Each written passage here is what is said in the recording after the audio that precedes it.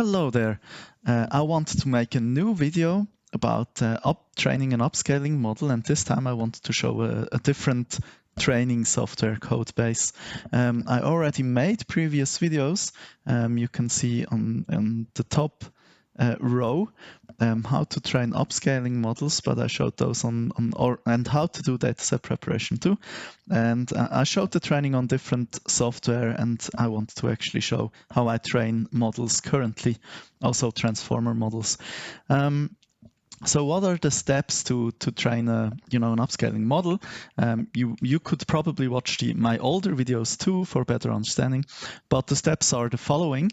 First, you need a purpose of your upscaling model. So what will your upscaling model be for? Then you need the corresponding data set to train such a model. Then you need the training code to train.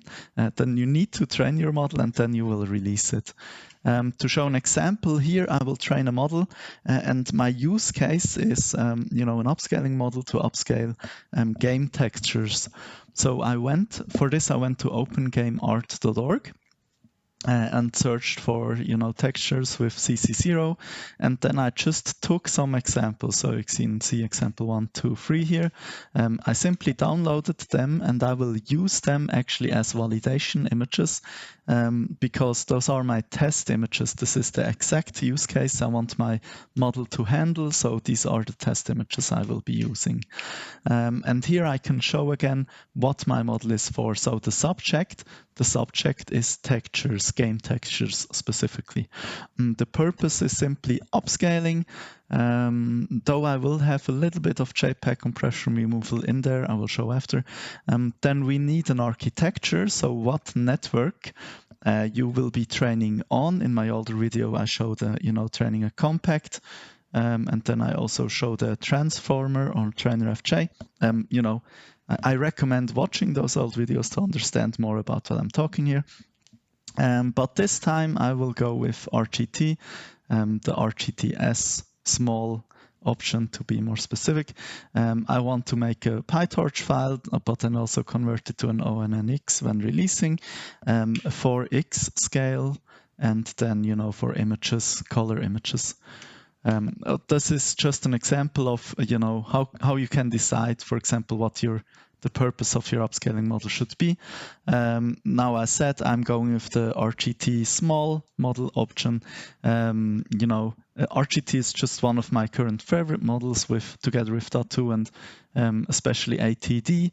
But those are big transformer models, so they have good quality. ATD currently is like my favorite in terms of quality, but you can see here this is just a test I did with the PyTorch speeds of some of those on my system at least, and you can see RGT is rather slow, and I'm just going with the small option because it's a little bit faster and also a little bit less VRAM hungry, and still gives good quality because I already had trained and released an RGTS model, and I thought the output quality was not bad. Then dataset. Now in this case, when going to the Discord server and looking in the dataset releases, somebody already released the dataset that I'm going to be using, the GTA 5 textures, which in this case, in the uppercase, it's already tiled 512 by 512. So we don't need to tile this dataset, it's already pre-tiled. I also don't need to use multiscale. You can see those or how to use those in the dataset preparation video I had already done. So I simply downloaded the GTA 5 dataset and extracted it, and as you can see, the first things I noticed, so we're in the dataset preparation stage now of the stages, of the steps for training a model. First thing I noticed was there was like the file names. There was white spaces in it and characters that I don't want in there because it could potentially lead to some problems during training. I simply didn't want that. So you can see I simply ran the command to normalize the file names to just have them integers, ascending integers. But then I was looking at the dataset, I was sorting by file size, and on the left you can see something that I like to do, sort by smallest file size, and you can see there are for sure tiles that don't give any meaningful information to the model that we want to train. So they're just black, single color tiles in gray or black or something, that the model can't really learn anything from this. So I normally, delete tiles up to a certain file size. And in this case, I was scrolling through the files, looking at how many tiles there are. There was a data set of like 30,000 images. I don't really need that many. And so I went with a cutoff size of 200 kilobytes. So everything smaller than that, I simply deleted it. Then I also sorted according to size, the biggest files, and you can see those tiles have great information in it to learn, but you can also already see there are some duplicates. So like sometimes the same image appears twice. So I did some more scrolling, and at the very right you see that I found a tile that was duplicated 108 tiles. Like this was the exact same tile occurring 108 times in this data set. So we need to de-duplicate basically. So I used an application here where I simply searched for duplicate files according to hash, and it found 19,000 around duplicates. So I deleted all of those and only kept one of all of those. So the dataset already decreased a lot. Duplicate files aren't really helping or necessary because the model won't learn more if the same file just exists multiple times. After searching for duplicate files, I also thought I'd search for similar images. So I found again basically duplicates with this method, but then as you can see here, I started sliding the similarity slider from very high to then like moderate, and with each step I found more similar looking images where I thought the model wouldn't profit too much from having them in there, or maybe even duplicates. So I started removing them, and I think I went till like similarity step 12, where I then found that this software would find different images as similar. This is where I stopped deleting similar and duplicate images. And so, as you can see here, with this method, I went from 30,000 image tiles to around 7,000 image tiles. So this will be the final dataset basically I will be using, or the high resolution dataset. And then to create the low resolution counterpart to it, because we will use paired training, I used dataset destroyer from Kim, the script. And as you can see, what I did, I used scale, blur, and compression. So blur, simply that there is also a little bit of sharpening occurring in the final output. Scale to, make them smaller, so we have that for scale for training. And JPEG compression, you can see it down to 80, simply because I had seen that on Open Game Art, that the website I showed before. I also saw sometimes textures not uploaded in lossless format, PNG, but actually uploaded in JPEG. So I want this model in its trained state to also be able to, deal with JPEG images. I went till 80 because I assume that those are not strongly compressed, but still they are JPEG compressed. So I want the model to be able to handle this. And I also don't want to go too low because I want the quality, well, I don't need it to handle too low JPEG quality, basically. And then the next step is the training software. And this is what I wanted to show here. It is called neosr. It is by Muzzle, and it is what I have been using lately the whole time to train models, basically. You can see here the installation. So there is prerequisites that you need to have installed on your system beforehand, like Python, CUDA, PyTorch, TorchWizen and things. And then there are the installation steps. Maybe I'll just show it real quick. I go into a folder. I'll create a folder real quick, YouTube. Okay, so I'll clone it in here. So I simply open a terminal in this file path, and then I can simply, copy and paste this command, show the folder again here. So you can see it's cloning all of this in here. then we can simply navigate into it. And I can also open it here. And then you would simply install the dependencies. So here you have two choices. You can simply do a pip install. If you're on Linux, you can also, use Poetry. You can do either or. Both is fine. I'll just show real quick so we can simply, run these commands. I'll just use Poetry for this one. Why not? Needs a password. Okay, that is done. This actually took way longer than I expected right now. Reminds me of when I was on a Windows and then ran a PowerShell command and clicked into the console. It just took forever to run the command until I, learned that it somehow paused the command and I needed to press enter or something that it would continue. Anyway, once this is done, we can install the next thing line that it says there, and then we'll simply wait until that's done too. Okay, once that's done, we can clear up the console. And with Poetry Shell, we can actually go into that environment we just created. You can see it here now. Now it's running in that, shell environment. Then what do we have here next? You can see there is a training command. But before we can train, we actually need to configure an option. And there's many things we can, configure in the option.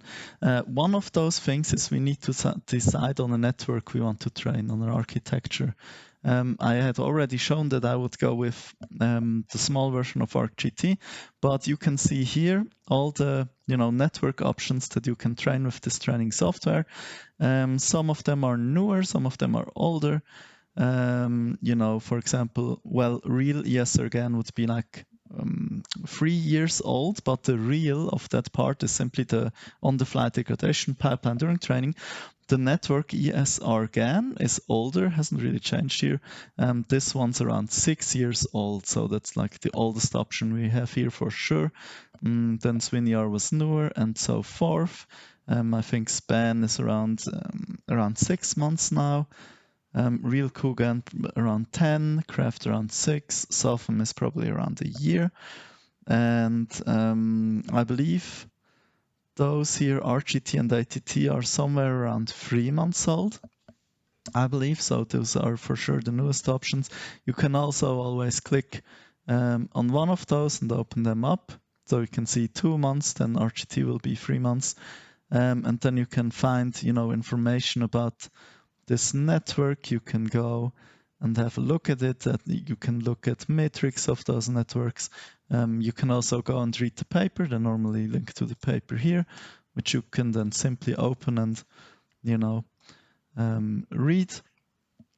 So it actually opens. So there would be the information to all of those networks. On papers with code, I already showed that once. They also often release, the latest papers to networks. That's also and other places where we normally look for networks and then try them out. You can see there is one here, pics-score, and we actually have that also added here, and those are added under testing. This is around 2 weeks old, I believe. Let's see. A code released 2 weeks ago, yes. So, and TRCT would also be 2 to 3 weeks old. 2 to 3 weeks old. So these are the newest ones we add, or simply some that we want to test that we haven't tested yet. And then in the community, we all, train models on those to test them out and, check for things like, how fast are they to train? How fast are they for inference? I hope I'm saying this word right, which means simply using them to upscale things. How stable are they to train, which is a big factor, because, for example, right now, pics-score is not really stable to train. Well, it is, faster than ESR GAN and probably better and newer. But right now it isn't stable yet, but Muzzle is working on that, trying to make it more stable. If we can make it more stable, I think it will probably come into the permanent section, for example. DRCT, I also tried it out. If we go to my models repo, you can see where I normally put my trained models on. Just takes a while to load, I guess. If we scroll down here, I made a released section where I, have the release date with all of my models, or then, a single zip file one where all of my models, put them on there. But you can see there's a pre-trains that I did release, and the other I didn't put in there, but on the releases you can see there is a drctl model. So the pre-trains here, for each network option I made a pre-train. So a file trained on a specific loss only without degradation in mind, and then you can see, the validation outputs here, or example images simply, and then the files. And then I trained a real world model of this, drctl, a large network option basically, which is slower and larger, but often would give better result than the others. And then you can see, this model is meant to, deal with noise and compression and things like that. You can see heavily degraded images. It tries to clean them up. And yeah, I just released that recently, and also mainly because you can see here there are still officially there are no models yet. So my models are the first released DRCT models basically. But this was mostly to train, to test this network out. So go back. This is just what I wanted to show with others in the community trained on this network. So we're just, training models and testing those things out.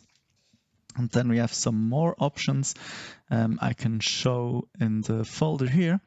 So this YouTube neosr is the folder we cloned, and you can see here different folders.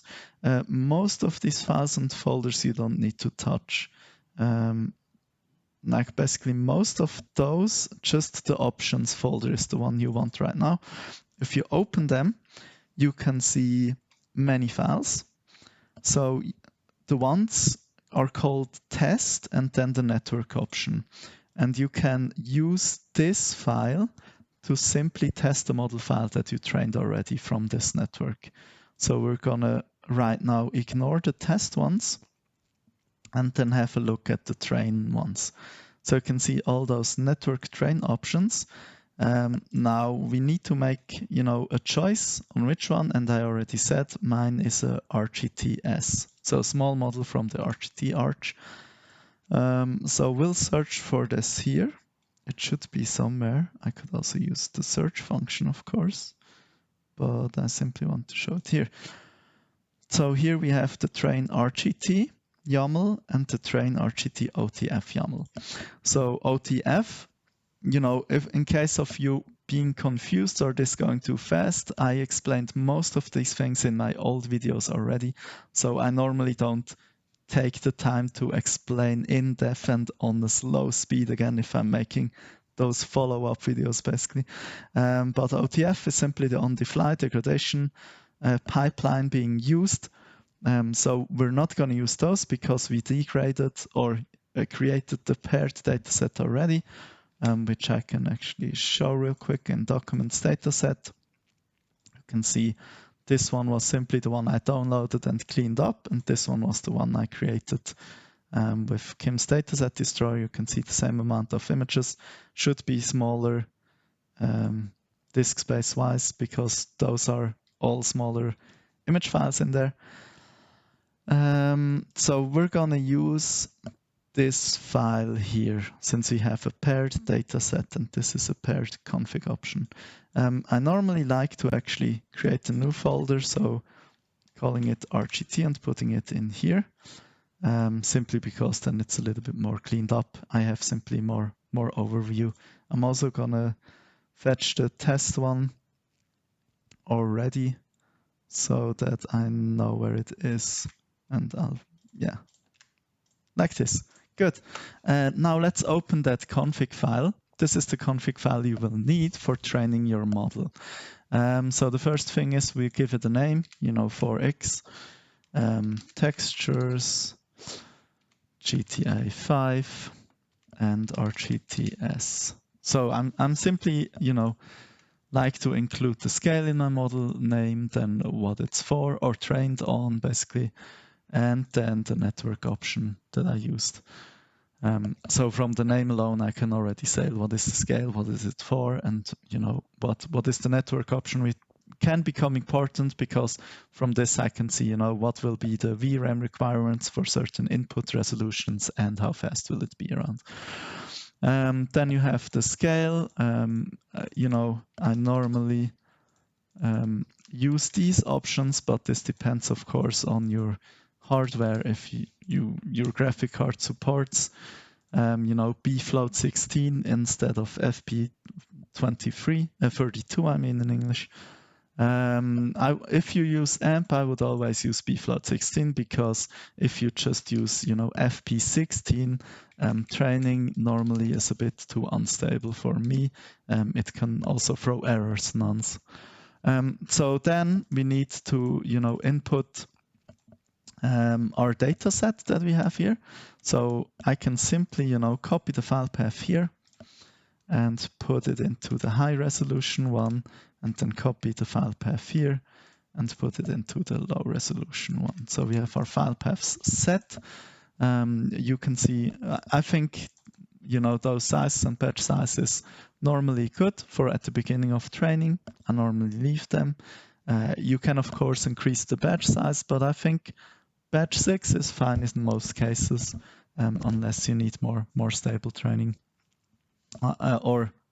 Training is too unstable and you need to increase it. I would leave those augmentations as they are. Normally, the default config, you can leave them as they are. They are, tested and stable. And I'll show later how we can change it. Now validation, I actually have validation images, so that's what I showed previously.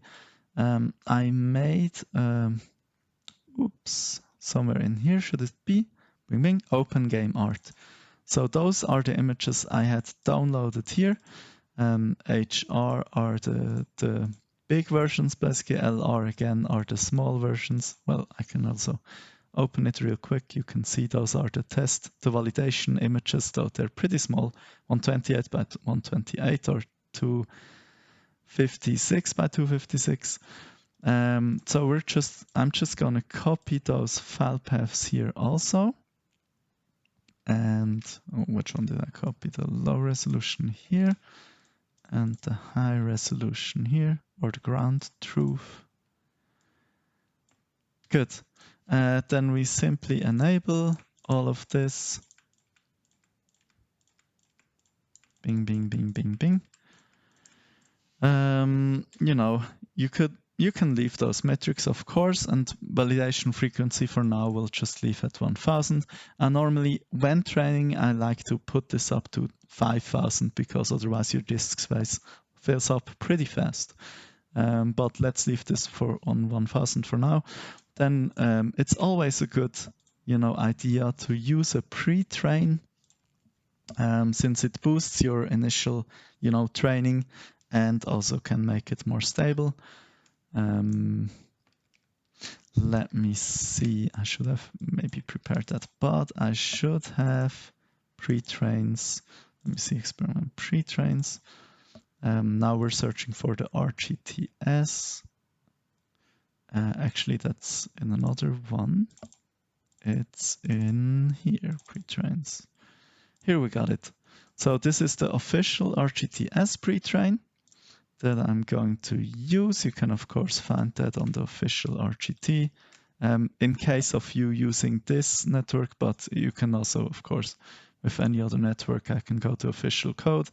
And this one has officially released pre-trained models here. You can see that. And then, the 4x scale is the one that I downloaded and use here. So we set the pre-train. We need to change the type to the small model since that's what I'm using. We can, leave the default settings. We'll use a warm-up though of 2000, 20,000. I mean, remove the no warm-up since we're using warm-up. And then the losses will go with the standard settings for now because they're normally tested. And then It's also faster to train, of course, if you don't use too many losses. And then what I normally do is I start training with the default config and then train up to, let's say, 80,000 or 100,000 or something like that. And then I would enable those two losses to dist and LDL and let it train for some more. And then I would add focal frequency loss 2 and train it for some more. And then I would increase at the very end the ground truth size to something like 256, but mostly decrease the batch size, not because that's desirable, but because, higher will use more VRAM, and I normally run out of VRAM if I go higher. So I need to decrease the batch size to account for that. And then at the bottom, you can also see color loss and luma loss. We're also going to leave that on. Print frequency at 100, so we can see that something's happening. And checkpoint frequency at 1000. This one, I normally put it at the same as the validation frequency, so I can see what they look like, and I will have the saved checkpoint with it. I'm going to show this run with 1000, but normally I change this to 5000. So this is our config setting. We have everything set. In case of you're wondering of what a specific option does here, the great thing about neosr is that he wrote the whole wiki about it. So if you open the wiki, you can see many things here, maybe also confusing things, but what's important here is maybe the configuration walkthrough. I will open this and the losses. And in here, you can see all the options in the configuration file we just went through, and then it explains what they actually do. So you can see about mixed precision and all those things, what they are, how to set them, what they do. So that's really great that it explains all of this for you here. And then losses has a different section, but you can see all the losses here and what you could set for them, for example, here. Just to mention that training a model, at least in my case, is not really, a scientific method. So in that sense, but it's a lot of tinkering around. So you try this and that and see what's working, and then you go with what works. Like if you notice your model becomes too unstable and you can see it's because of this loss, then we'll decrease the weight to like 0.05, for example. But this is always dependent on the architecture and your data set, so it can change. Anyway, since we have all of this configured, we can simply start training. I'll show the folder again, so you can see what's happening here too in YouTube neosr. Because you can see there is no experiments folder currently, this will be created. But now we do python train.p, take an options file, options, and then we can go into the folder I already prepared, and in here, there's the train. I'll show this real quick because then it becomes less confusing the more models we train. You can see I made this option, but now I'm gonna actually rename this one to the exact file name I used here, because then you won't just have multiple files in here that all just are named train. Yes, like this. I can show in here. And then we can do the python train.py. We're in the poetry environment options, then get that file for X.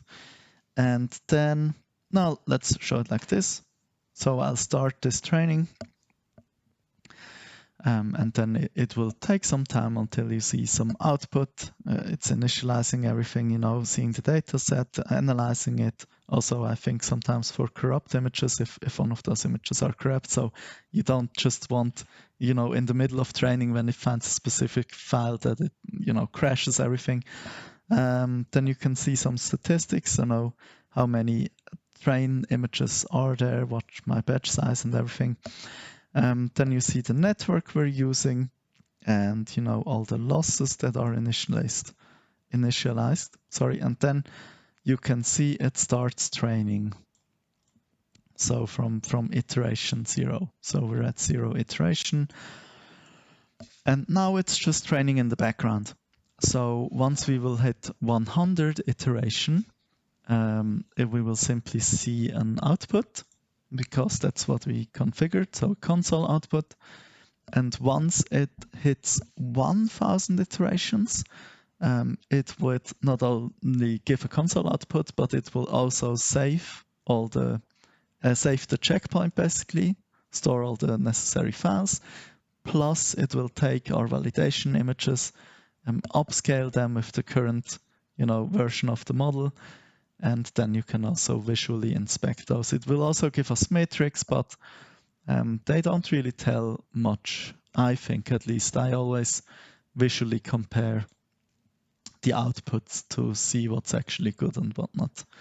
And you can see here we already, I want to say already, but it's one of the rather slow networks to train with. Other networks, span or compact or something, you would have hit that like way before. But we hit 100 iterations, so you can see there's a console output now, and then you can also see the performance here, how many iterations per second. So you then also can calculate how long it would take you to hit a certain iteration. Normally this is still ramping up because I can open the file. I used fast matmul. It normally takes let's say 500 iterations to be fully ramped up. You should see an increase here already in speed. That's also what we're seeing.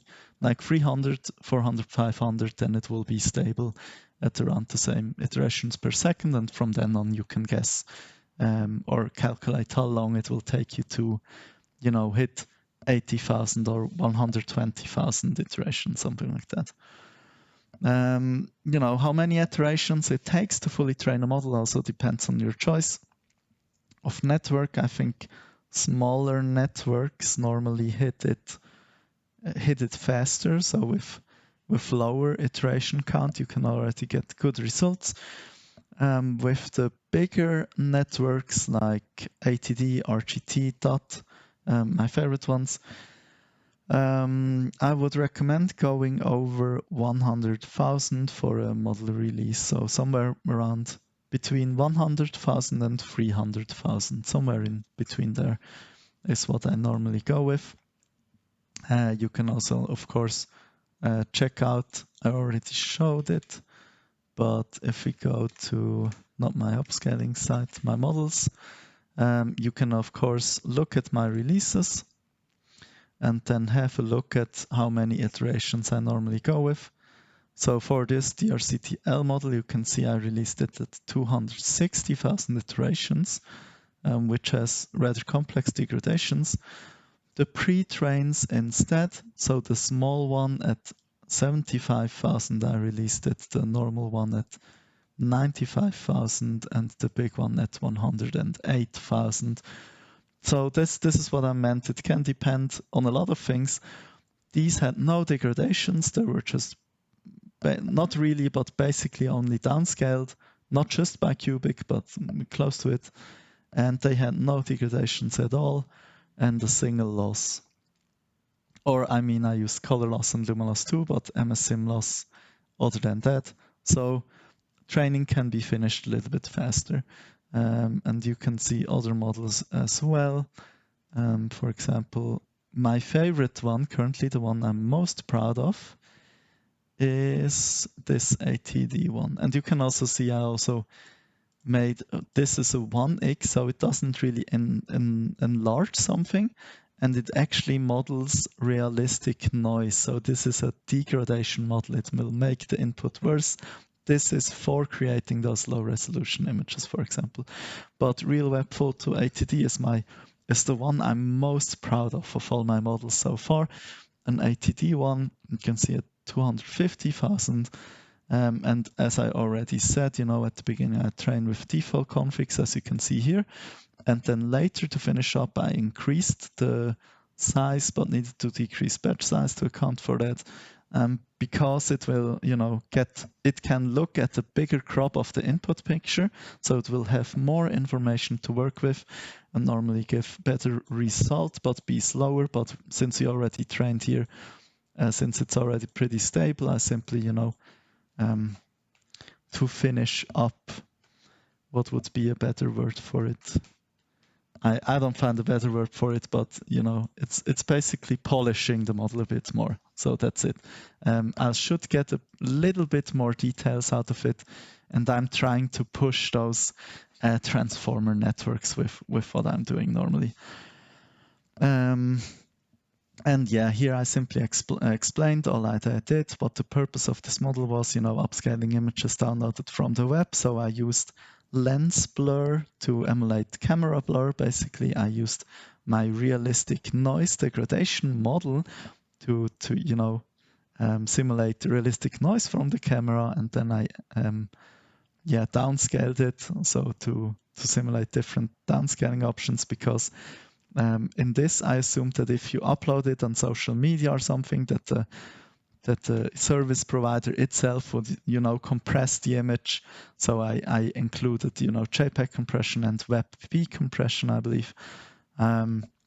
And then I did different versions of that because I wanted this model to give good outputs on non-degraded images. So the service provider didn't do anything with it at all. It's just good quality, or then uploaded once. Service provider compressed it and everything, and it has noise and blur in it, and then re-upload. Somebody would download a compressed image already from a social media network, for example, and then re-upload it there because they're like, oh, look at this cool photograph my friend made. So it's recompressed again, and so I used all of this for my model to handle with this, and then you can see some of the examples, and this is the model I'm most proud of currently, which I think gives really good results. And I normally also include, a slow pics so that you can see the difference in here. Good. Let's go back to our model. You can see we are at 900 and we will soon hit 1000. We can go in here and see it created this experiments folder anew. And then you will see multiple things in here, but here is the model folder we actually have. And in models, it's currently empty because we haven't reached the checkpoint yet for it to save models. In this folder, it will save all the model files. So I will show it once it's done, since it's already reached it now. In training, there's the model files, training states, and the visualizations. Here is the current configuration file we use, and this is simply the log file from this run. So we reached the checkpoint, so it's saving models and training states. And if we go in here, we can actually see those files now. We have a discriminator file.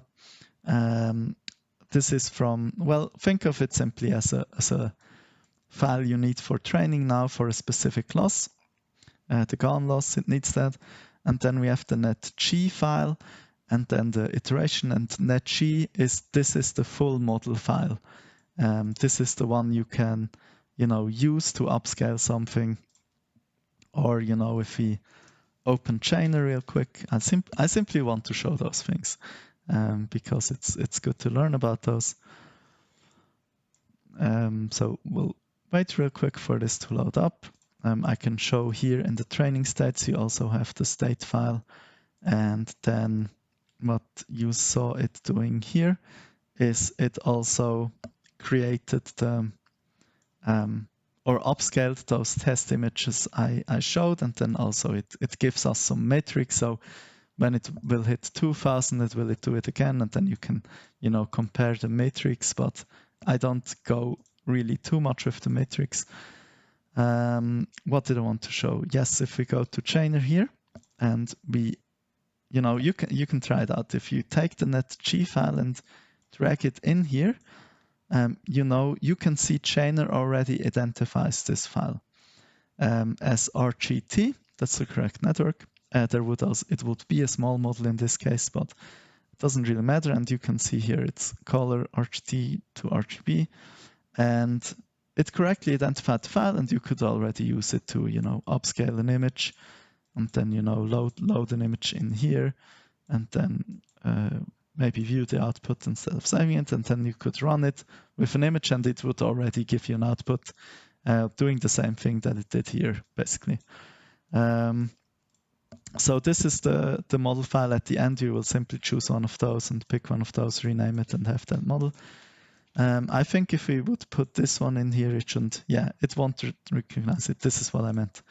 And you can see how big are those files already.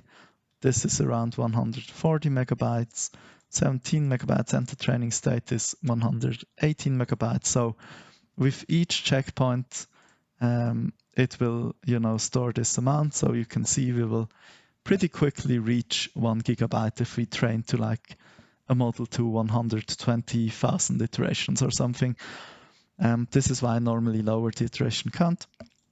And then in the iteration, you can see brick, grass, stonewall. That's just the names I gave those files. And then you can see, and we can open that and then look at it. And you can see this is our first validation image. So the first checkpoint reached, first image saved. And this is our input image. And you can see it has this, how should I say, grid pattern or checkerboard pattern over it. That's simply from transformer, basically, since we're training a transformer network. At the beginning, they mostly look like that, and this will train out with time then. And in here, you will see that it will give then an image for each checkpoint we reach. So in here, I can then simply, scroll up and down the images and compare them with each other. And, there is one for each input image we had. Here you can see the checkboard pattern pretty well. That's what I wanted to show so far. So normally you would just, let this continue training overnight or while you're at work or something. And what I wanted to show here is, so what if you want to go to sleep, but you don't really want your computer to be training overnight or something, or you want to do something else. For example, I'm on an Ubuntu, but maybe a dual boot, but maybe I would like to change to Windows and play PC game or something. Now, what can you do? You can simply stop the training and you won't lose progress. So to do that, you can simply, press Control-C, and then you see it's interrupted, but it will be saving the latest model. So you can see we reached 1,500. We didn't reach any checkpoint to save the model, actually. But if we go into the model folders here, you can see the exact iteration count now that it saved those files. And there won't be an output because we didn't reach a validation checkpoint, right? So now, you would close all of this, restart the computer or anything, tomorrow come back. Now you would like to continue training here. So you can simply use the same command you already had, but now you can use --auto resume. You could have used this flag from the beginning already. I think it's a good habit to just use it from the beginning, so mistakes can happen. But if you now continue training with this auto resume, you should see it should start or pick right up from where we left off last time. I guess it simply takes a while, but this is why this is good is because I will normally change stuff in the config, especially if we're looking at validation images and we see that this isn't really going the way we hoped for or how we wanted. Then we might stop, or interrupt, maybe better word, training, and maybe change our dataset, or then, change the config file and then try something else and then, resume training here. It took quite a while, but you can see here the two statements at the beginning, that it is actually that it found those checkpoints that we saved previously at this iteration count exactly, and now it resumes training from exactly here. So you don't need to worry about, I don't know, shutting down your PC or something. You can simply, interrupt and continue training from wherever. Because training such a model will normally take multiple days, not just the training part itself, but also considering that you normally will change something up in the config and then continue training and everything. And what I said and wanted to show real quick is here you can see it ramped up training for me at the beginning, and then it started to stabilize at somewhere around 2.1 iterations per second. So you could calculate out how long it would take to reach a certain time, to reach certain iteration steps. So here you can see the next checkpoint was at 1600 again.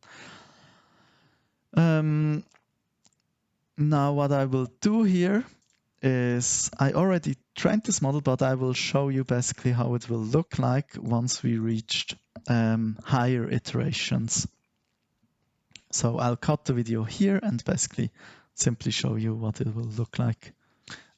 Okay, something I wanted to show real quick, but I forgot is, what happens if you want to continue training, but you forget this flag. That's something that you can run into, no worries. I'm going to show what happens then. I left the state here. It's the same state still. So if you run this command without the auto resume flag, what will happen is it will not resume training from any saved checkpoint, but it will actually create a new folder here. The new folder will be called exactly by this name again that you gave in the config, and the existing folder here that contains the files, which you will see, will get another name or appended, will be like archived and then some hash or random number, and then you can see training will be from iteration 0. So if that happens, don't worry, don't panic, don't think like you lost all the progress you already did from that 2 days of training previously, and then you simply use the wrong command. What happens now, or what you can do, is you can simply interrupt that training again, and then you can go in here, and what we will do is we will simply delete the folder that's not correct and then rename this one again that it has the same name again. And so now if you would run this command again with the auto resume flag, it will actually find those saved checkpoints and then continue training from there. So that's simply something I wanted to show. So don't worry about if this happens, you can simply fix it like this. Then something I can show, because I actually already trained this model, but I wanted to make a video to show it, is I have it in here. You can see here the 4x textures, GTFR, RGTS, and this is how it will look like if you've trained it for a while, or, yes, I didn't delete the checkpoints yet. So it will fill up with checkpoints, right? You can see that somewhere I changed to 5,000, so all the checkpoints will be in a 5,000 difference. So all those checkpoints will simply be saved while you leave it training for like 3 days or something. You can see all the training states and you can see all the visualizations. So you can see all the images here, and you can see the checkboard pattern that I talked about, but then with time it will start to train out. So you can see all those things, and then it starts training out. And then you just see, the stone texture basically. And then you can see color sometimes flickers a bit, gets a little bit darker, a little bit lighter. And then, this somewhere here is would be the final release model, basically, which we normally need to compare all those. And the other files here too, like the stone wall. You can see the pattern, and then it starts training out. And then, yeah, this is how it will look like. So now the start and stopping training is because what I said, if we reach around 80,000 or so, or over, what I will do is I will enable these ones. So like this, and then I will normally make a note in here as a comment and then write enable at 80k ithers, for example. And here too, enable at 80k ithers, and then resume training again, and then, you know, later on also enable FFL, and then say, you know, enable at 100k ithers, and then let it train for a bit, and then I will come up here and or resume training, and then I will come up here and then change this to 192 or 256 if possible, would be preferred, and then I would write, you know, 128 till 120k, for example, ithers. So this is simply that I can see what I did. So if I like this model and later on I want to train a similar model or on the same network or something, then I could follow these same steps, or I would know what happened basically. And then maybe this one we would need to decrease to 4, and then I write 6 till 1k ithers. That's maybe also something good to show real quick. What this could be an error, you know, if I set it to 512, which is our HR, and then leave it at 6, we will certainly run out of VRAM, and I can simply show how this looks like. So if we, you know, run our auto resume command again, it starts a little bit quicker than previously, but now we should actually run out of, yes, so you can see CUDA out of memory, which simply means the 12 gigabyte of VRAM my graphic card has. Maybe this is useful information here, since I'm showing training. You can see I'm using an RTX 3060 on an Ubuntu. So we simply ran out of VRAM here. And then nothing to worry, you simply need to, you know, adjust your training config again, like for example, decrease your batch size, decrease your ground truth size, things like that. Good. I think I've showed pretty much a lot already. I can also show here on this config, you can see that's exactly what I did here. When I trained this, you can see when I changed stuff up in here, enabled at 120 and then enabled at 130, things like that. Good. So now let's say you reached this state. So you reached a respectable iteration number. I think what I did here was just to 165,000. You can of course go higher. You can always visually check your images and, you know, see when it doesn't really change anymore. And then you can, you know, change the config settings and stuff. And then once you know, did all the polishing, I mean, with increasing, you know, adding all the losses and increasing all the ground truth size. So now we're at the stage where we need to pick one of those files, right? I said the netg ones are the model files. Here, those ones. So we need to pick one that we think is good. So for this, I went to open art, game art, was it called or something, again, and downloaded more files. So I simply have more images to compare. Let me see, I can show this, open game art. So you can see here the test. Let me see, the test HR, test 256. So I tiled those. Yes, and so you can see there are just a lot of texture images that I downloaded basically to test here. And then we can simply use our model on all of those. So why I did this is so I have more images to compare, so I can see which checkpoint I like most and which checkpoint also, keeps the color mostly consistent to the input.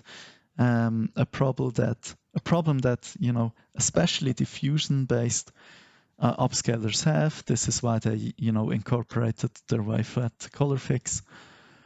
But yeah, this is why I showed.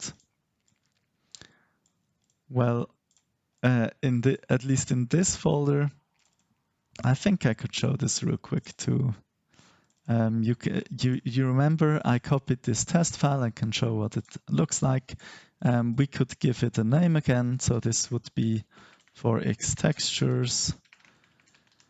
I'm simply going to use test. And then you can see we have a data set. So this would be this data set here. So I could simply, copy the file path like this, and then, set the correct option. And then here we would need to link to the model file. Since I showed it in this folder, I simply gonna show it with this model real quick here. So the 1000 checkpoint. So the outputs would look bad, would still have the checkerboard and everything, but I simply want to show it real quick since I already am in this folder and everything. And then if we have everything, we would simply run python test.py options, and then we go into the test options here. And in this folder, you can see in the experiments folder, we only have the model folder and the logger so far. And if we run this now, then it will create a results folder. In here, it will create the folder with the name of the test or the name that we gave it. And then we can open this one. Then you will see the log file and the validation folder. That simply be the name of the test we gave it here. You could also, of course, add more tests here, would create different folders. And then you can see how it's creating all of those files. And those should have, the checkerboard pattern in them strongly, because this is only at 1000 iterations. But this is how you create, the validation files for a checkpoint. With this test file, I'm gonna interrupt it here. But this is also what I had done when I trained the model. Here you can see in experiments results. You can see here I did it for each checkpoint. So 165K, 164K, 163K, 162K, 161K, 160K. So those were all my latest, checkpoints, and I wanted to see which one of those checkpoints is the one I'm going to release. So I copied them all into this all named folder.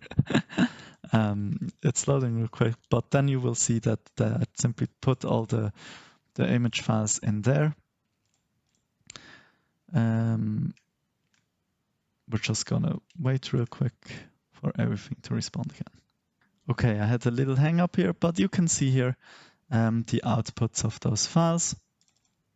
And then we can open them and, compare each checkpoint, which one would give, the best results and would keep the colors consistent.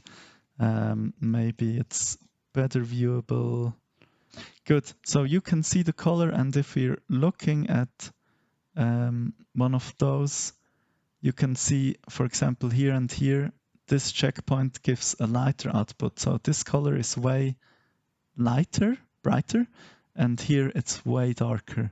So you can see there's sometimes instability, or each checkpoint has a little bit difference in luminance or maybe in color. And so we would compare this to the input image and see which color is the closest. I don't have it in here, but in the dataset itself, you can see I made a nearest neighbor upscale, or you could compare with the original file. Good. So let's say we compare all those images, and then we decide on a certain checkpoint that we're gonna publish or release. So in this case, I actually went with the 165 checkpoint that I liked best. And it's the one I'm going to release. So now I prepared some files here, some examples, because what we need to release it is also some examples, so we can show it. So what you can see is I have the input file, then I simply resized to nearest neighbor as comparison, and then I have the upscaled file. Then I normally go, you can see it here, to slowpoke, upload images and make a new thing, and then I would, call it the name of my model.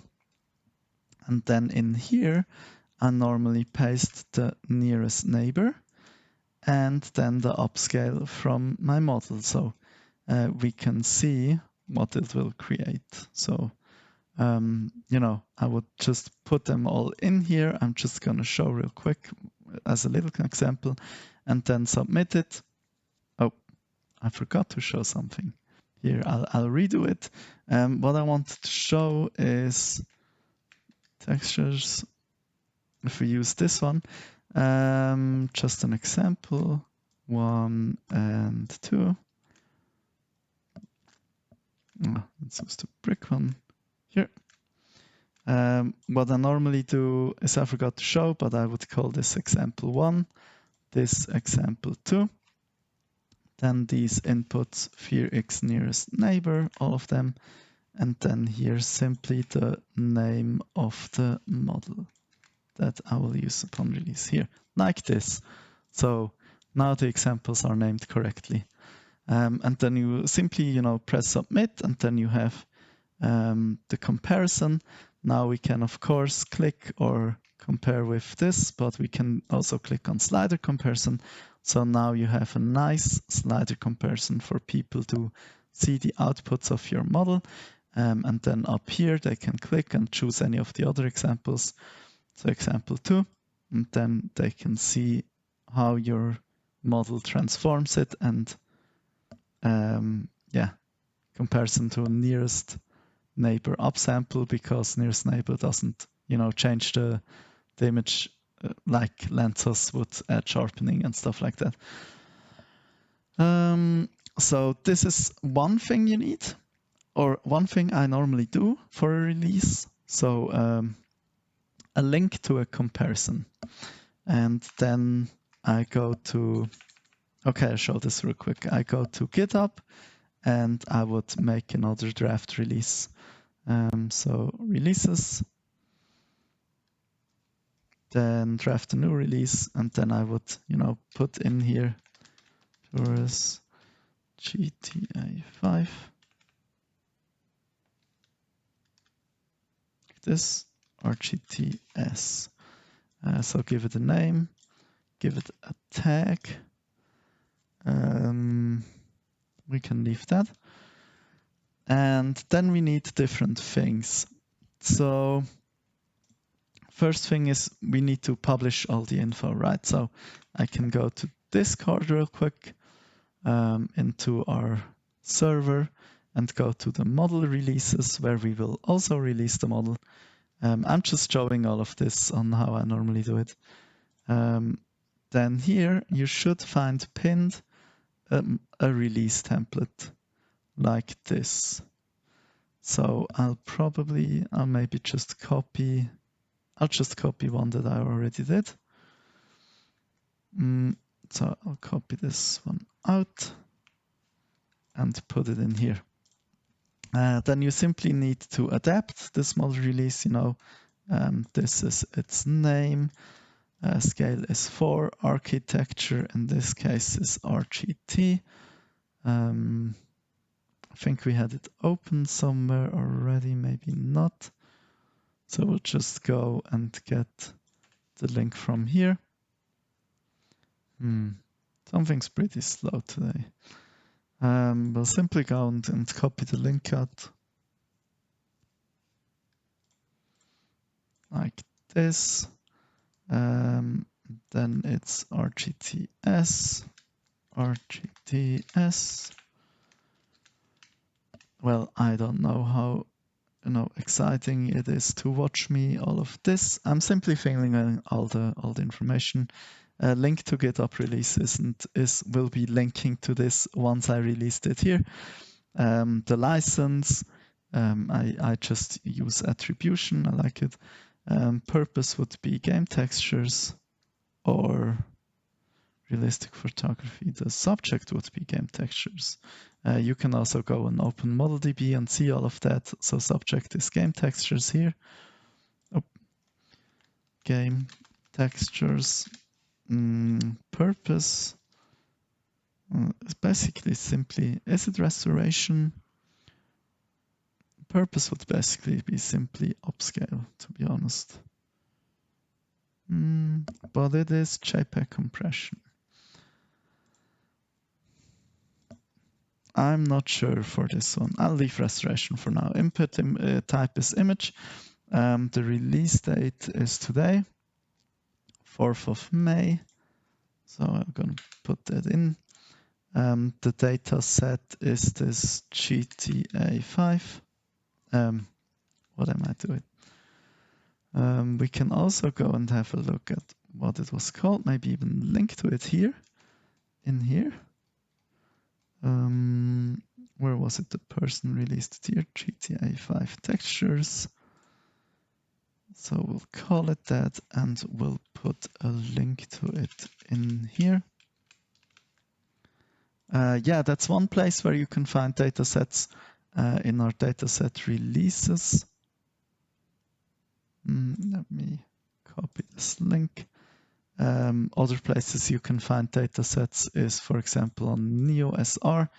If you scroll down, there are datasets too, like nomos uni, nomos for photography, and then like 2 datasets I made, a game screenshot dataset basically. And you can also, find online like papers with code, for example. You can go in here and then, see datasets, then, click on see all datasets for super resolution. So you could also use one of these. diff2k is normally what I use just for the official pre-trains for their paper networks or the networks they wrote papers about. I mean, you can also, of course, take this out, go for images, and then go through all of those data sets and see if one of those speaks to you. For example, iNaturalist, making a model maybe especially for nature photography. They will have plants in here, insects, birds, mammals, and so on. So images, photos of, of animals and of plants. So with this data set, we could make an upscaling model especially for that. There are a lot of model data sets out there. We didn't use on-the-fly degradation here, and the pre-trained model we used was that, you can also go into your config and look at what you used again. So this was the official pre-trained model file. We can put in here. It's one, what was it? 165. Like this. Then batch size, I used 6 at the beginning, then 4, 128 at the beginning, then 256. Like this. Then we have a description. So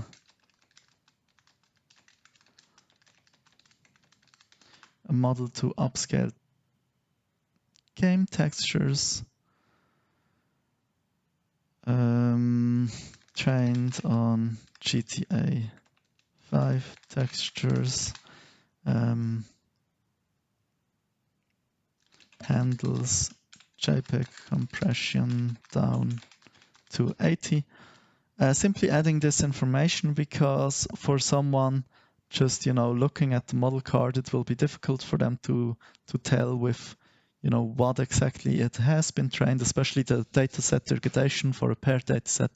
You can't see with the information provided here, so I will put into the description, for example, if I used JPEG compression and to what level it can handle JPEG compression, or then, if you use noise, will the model denoise or not?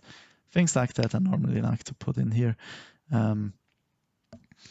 Then, the showcase, we simply post the link that we had. I actually made one and put the link here. I can simply open it. You can see it's the same comparison, but I used up to 20 examples here that people can, compare and see, what the model will produce and if it's for the use case they have or not, or if they want to use it or not. And so I normally put this one in the showcase as a link. Let's call it slowpoke as a link here. And then I normally add image examples as well. And we need to, we already have the upscales. We simply need with chainer to create those examples again.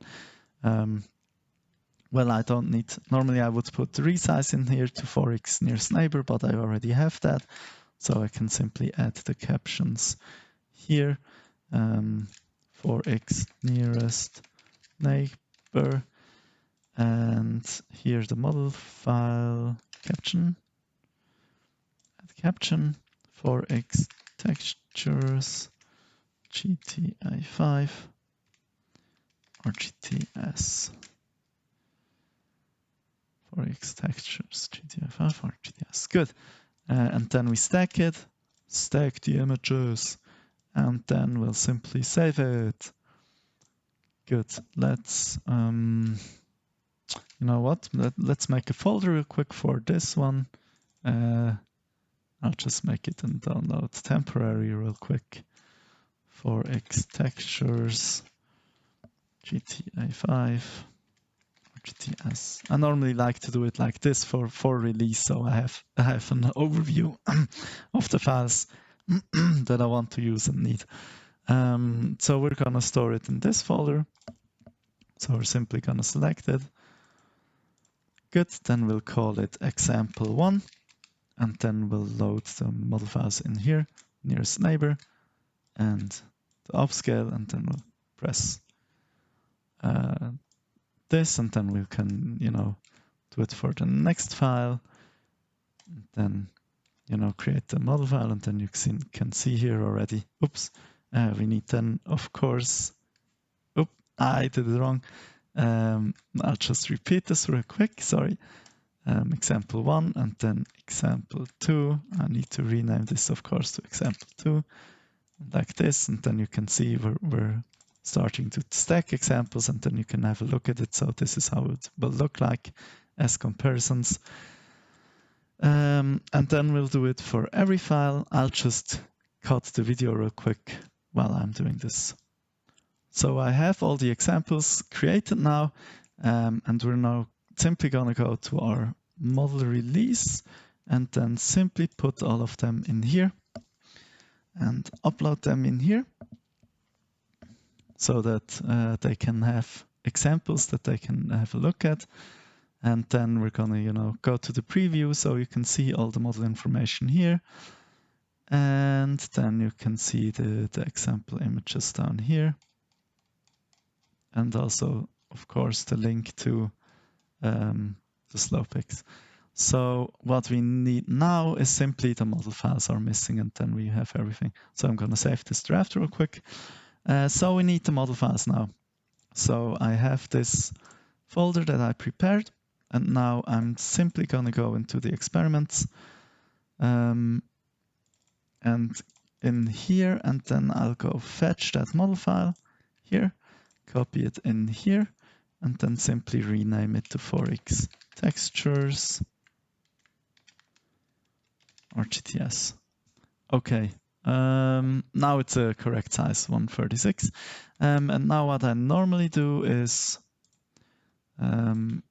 just take this stuff away real quick, and then put it in here, and then simply resave it as PyTorch. Okay. Once you I sometimes resave it because sometimes it makes the model file smaller if there's unnecessary thing. But then we make a safe tensors conversion. So we also have a safe tensors file that we can release. And then we will also make a onnx conversion with offset 17 FP32. And then we can simply save this model as well.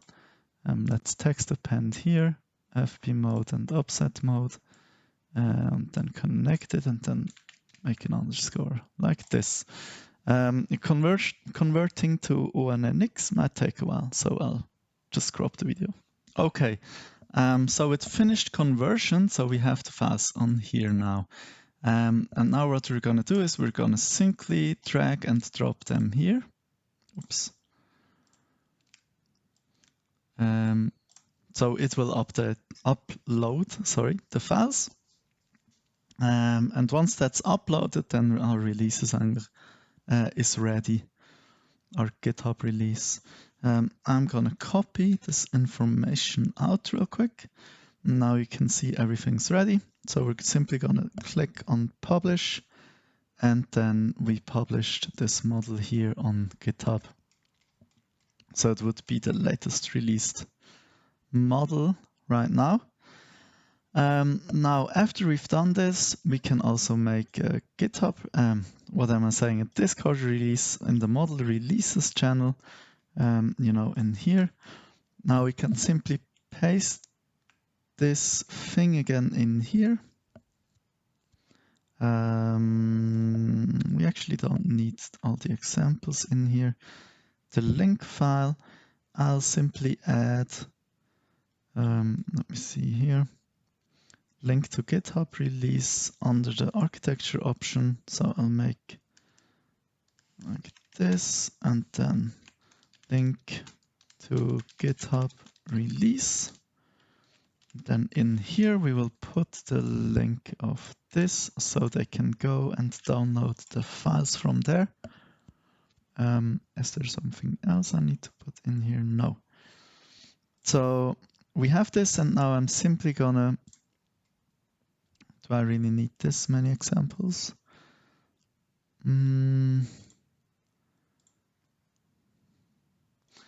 I already have all the examples in the release. I'm just gonna pick some of these examples. Let me see real quick. In here, brick one's not bad.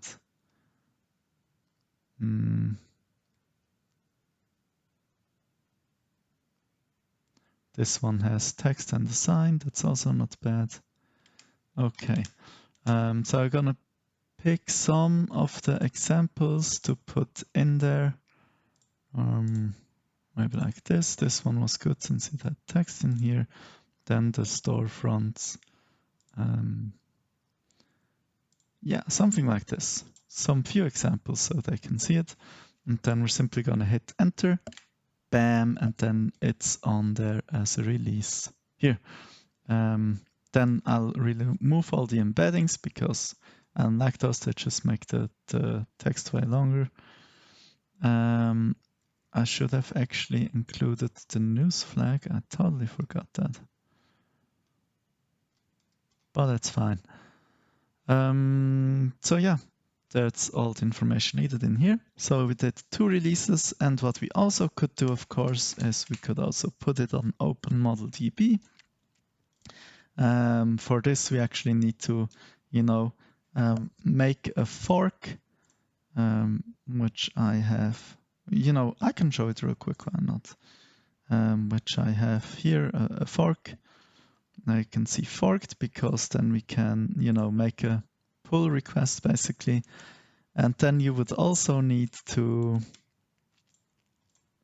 let me see, I have it here, clone it in here, and then, do a npm install CI first, and then an npm run dev. So we're simply starting this on our local machine, and then we would open it, like this, on localhost 3010. already in use. Interesting. Compiling.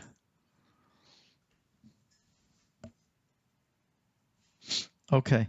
Then you can see we have it run locally, and now you see this edit mode on, which you wouldn't see on the real, on the live website running. So we can use this add model, but that's also not there. Add model option. These are models I will add later to openmodeldb with a request.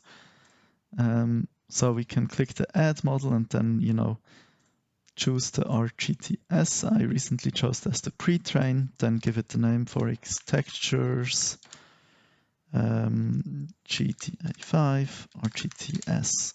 Leave the scale, and then I can use this as PTH file option, go into the download where we have this folder file, and then add the download link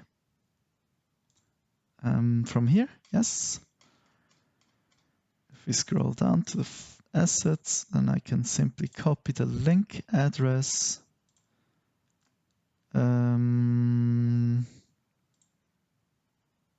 Something actually didn't work.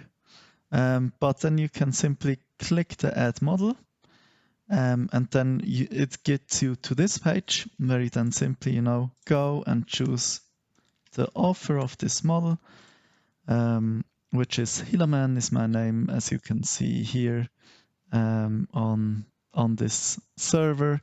It's also my gamer name I sometimes use for, like, I don't know, League of Legends or Baldur's Gate or something. And then we simply, you know, can choose here the where was it? The game textures tag.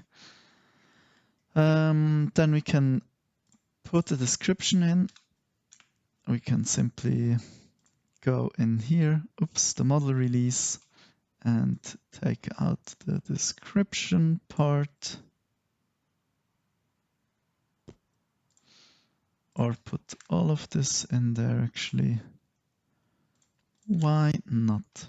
But remove the examples from here, like this. So you can see there's a, we need the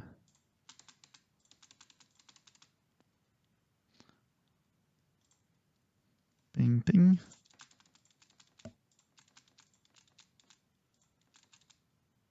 This. Oh, dataset also. Bing.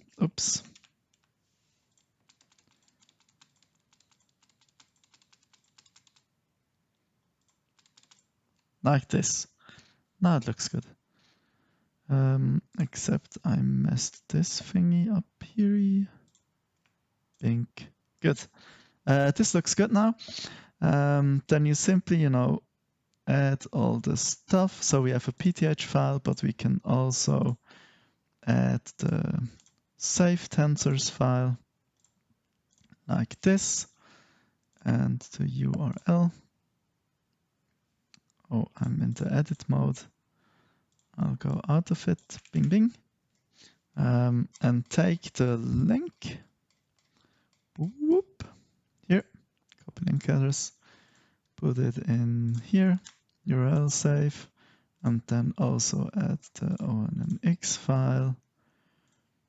Here we have it. Copy the link like this, whoop, and then we save it. And then we simply, you know, I don't need to show it all maybe, but you simply choose the license, put OTF to no, fill in all of those thingies, the date and everything, and then, you know, add images. This is where the slowpoke example comes in handy that we already added, because you can simply open that one now, change to clicker comparison, use this, then paired, put in the LR, it fills in the HR already, then do the next one by going here, clicking. Wait, it was this one? This one, clicking example 2, copy this one, put it here, click save, and so forth. And then you can see this will, do the thing here, and do this for all the examples. I won't show it on video because this video is already getting pretty long, I think. But then you do all of this, and then you simply make a push, and then pull request on the original repo, and then get it accepted, and then merged in, and then your model would also be on openmodeldb. So those were all the steps. Everything I showed from how I train a video, an upscaling model to, to releasing it. There were only a few things that I didn't show, which was simply the tensorboard, this TB logger folder that was also created, which simply, can be seen with tensor. Let me see, I should have used it recently, otherwise I'll need to search for the command. Oh, here. So I'll simply can open this with tensorboard, localhost. Oh, just kidding.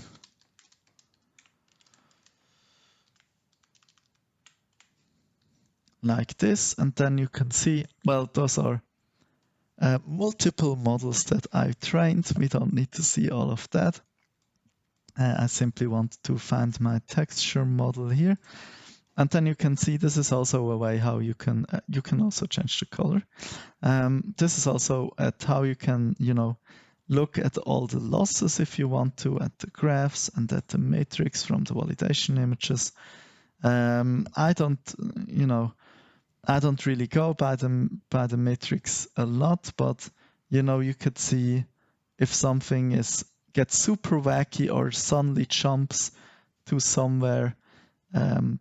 If you recognize it in the validation images, you could go in here and maybe see what's up or which loss maybe caused artifacts that you're suddenly seeing in the validation images.